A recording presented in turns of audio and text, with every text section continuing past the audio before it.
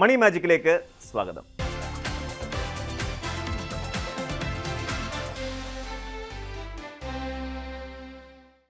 മാസാവസാനം എത്തുമ്പോൾ bank account balance നോക്കി നെടുവീർപ്പെടാത്ത ശമ്പളക്കാർ ഇന്ന് വളരെ ചുരുക്കമായിരിക്കും. 5 അക്കമോ 6 അക്കമോ ശമ്പളം വാങ്ങുന്നവർ പോലും 20-ാം തീയതി കഴിയുന്നതോടെ അടുത്ത മാസത്തെ ശമ്പളത്തിനായി കാത്തിരിക്കുന്ന അവസ്ഥയാണ് ശരിക്കും ഇന്നുള്ളത്. കുടുംബത്തോടൊപ്പം ജീവിക്കുന്ന ഒരാൾക്ക് ഇന്നത്തെ കാലത്ത് വർദ്ധിച്ചു വരുന്ന ജീവിത ചെലവുകൾക്കിടയിൽ കാര്യങ്ങൾ അങ്ങനെ മാനേജ് ചെയ്ത് പോവുക എന്നത് വലിയൊരു വെല്ലുവിളിയാണ്. ഒറ്റയ്ക്കാണ് ജീവിതമെങ്കിൽ ചിലപ്പോൾ ചെലവുകൾ ഒരു പരിധിവരെ നിയന്ത്രിക്കാൻ കഴിഞ്ഞേക്കും. എന്നാൽ കുട്ടികളുടെ പഠനവും പ്രായമായവരുടെ ചികിത്സയും ഒക്കെ വരുമ്പോൾ കുടുംബത്തിൻ്റെ സാമ്പത്തിക ഭദ്രത നിലനിർത്തുക എന്നത് കഠിനമായ കാര്യമായി മാറുകയാണ്. എത്രയൊക്കെ നിയന്ത്രിച്ചാലും പണം എങ്ങോട്ടാണ് ചോർന്നു പോകുന്നത് എന്ന് മനസ്സിലാക്കാൻ പലർക്കും കഴിയാറില്ല. എന്നാൽ കൃത്യമായ പ്ലാനിങ്ങും സാമ്പത്തിക അച്ചടക്കവും ഉണ്ടെങ്കിൽ മാസാവസാനം നല്ലൊരു തുക ബാങ്ക് അക്കൗണ്ടിൽ അവശേഷിപ്പിക്കാൻ നമുക്ക് സാധിക്കും. അതിനായി ലളിതമെന്ന് തോന്നുമെങ്കിലും ജീവിതത്തിൽ വലിയ മാറ്റങ്ങൾ വരുത്താൻ പോകുന്ന ചില സുപ്രധാന സാമ്പത്തിക തത്വങ്ങളെക്കുറിച്ചാണ് നമ്മൾ ഇപ്പോൾ സംസാരിക്കാൻ പോകുന്നത്. ആധുനിക കാലത്തെ വിപണി നമ്മെ എപ്പോഴും പ്രലോഭിപ്പിച്ചുകൊണ്ടേയിരിക്കുകയാണ്. ശമ്പളം അക്കൗണ്ടിൽ വീഴുന്ന നിമിഷം മുതൽ തുടങ്ങുന്നതാണ് ഓൺലൈൻ ഷോപ്പിംഗ് സൈറ്റുകളിലെ ഓഫർ പെരുമഴകൾ. അത്യാവശ്യ സാധനങ്ങൾ വാങ്ങുന്നതിൽ യാതൊരു തെറ്റുമില്ല. എന്നാൽ കേവലം ഒരു താൽക്കാലിക സന്തോഷത്തിനായി ആവശ്യമില്ലാത്ത സാധനങ്ങൾ വാരിക്കൂട്ടുന്ന ശീലം പല കുടുംബങ്ങളുടെയും സാമ്പത്തിക ഭദ്രത തകർക്കുന്നുണ്ട്.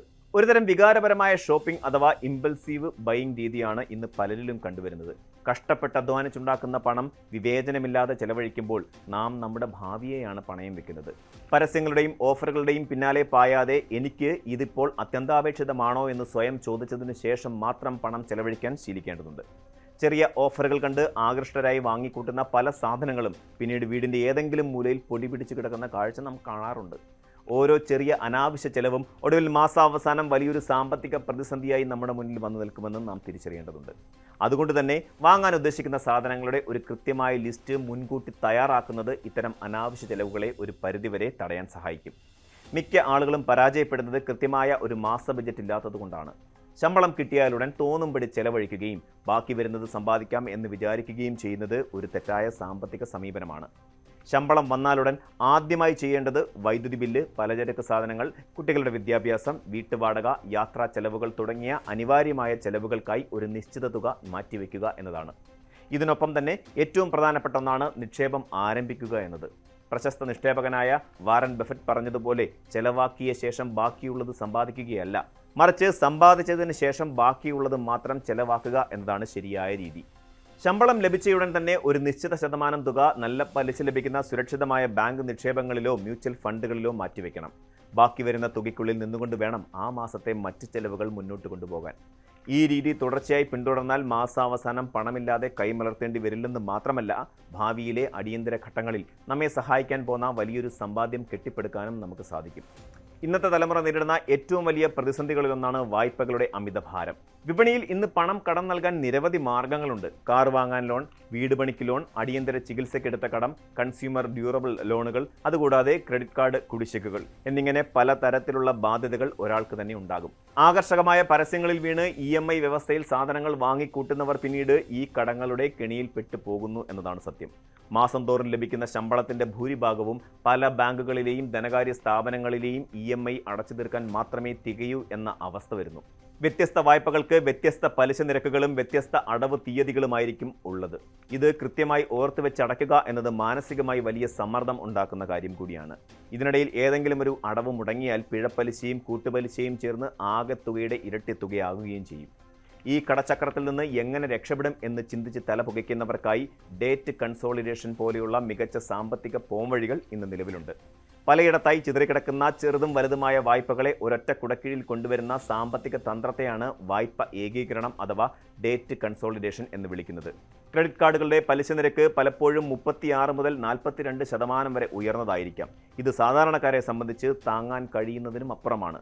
ഇത്തരം സാഹചര്യങ്ങളിൽ കുറഞ്ഞ പലിശ നിരക്കിൽ ഒരു പുതിയ വ്യക്തിഗത വായ്പ അതായത് പേഴ്സണൽ ലോൺ എടുത്ത് നിലവിലുള്ള എല്ലാ ചെറിയ കടങ്ങളും ക്രെഡിറ്റ് കാർഡ് ബാധ്യതകളും പൂർണ്ണമായും അടച്ചു തീർക്കുകയാണ് ഈ രീതിയിൽ ചെയ്യുന്നത്.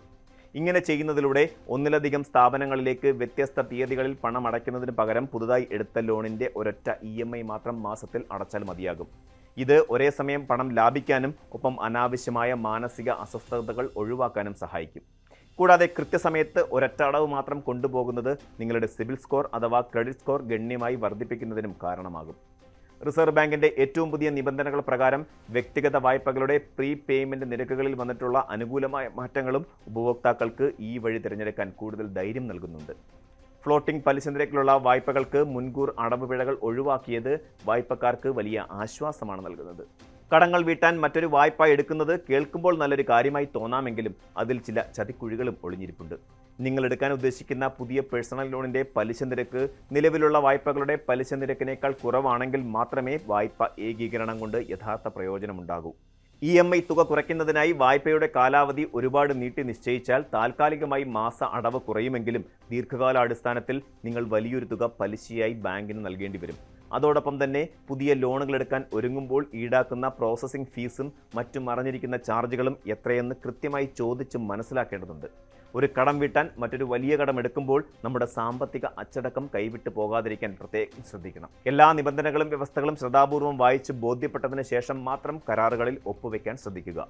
യഥാർത്ഥ സാമ്പത്തിക സ്വാതന്ത്ര്യം എന്നത് കൂടുതൽ പണം സമ്പാദിക്കുന്നതിൽ മാത്രമല്ല, മറിച്ച് ഉള്ള പണം എങ്ങനെ വിവേകപൂർവ്വം കൈകാര്യം ചെയ്യുന്നു എന്നതിലാണ് അടങ്ങിയിരിക്കുന്നത്.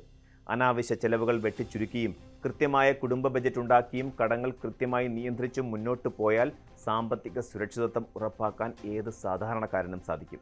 കടങ്ങളുടെ ഭാരമില്ലാത്ത ഒരു നാളേക്കായി ഇന്നു മുതൽ തന്നെ നിങ്ങളുടെ വരുമാനവും ചെലവും കൃത്യമായി രേഖപ്പെടുത്താനും മികച്ച നിക്ഷേപ മാർഗങ്ങൾ കണ്ടെത്താനും തയ്യാറാവുക. അനാവശ്യ വായ്പകളിൽ നിന്നും ക്രെഡിറ്റ് കാർഡ് കെണികളിൽ നിന്നും ഒഴിഞ്ഞുമാറി വരുമാനത്തിനനുസരിച്ച് ജീവിക്കാൻ ശീലിക്കുന്നതാണ് സാമ്പത്തിക വിജയത്തിൻ്റെ അടിസ്ഥാനം. ഇന്നത്തെ ചെറിയ മാറ്റങ്ങൾ നാളത്തെ വലിയൊരു സാമ്പത്തിക വിജയത്തിലേക്കുള്ള ചുവടുവെപ്പായി മാറട്ടെ എന്ന് ആശംസിക്കുന്നു. കൂടുതൽ വാർത്തകൾക്ക് news 18 Keralam YouTube channel subscribe ചെയ്യുക.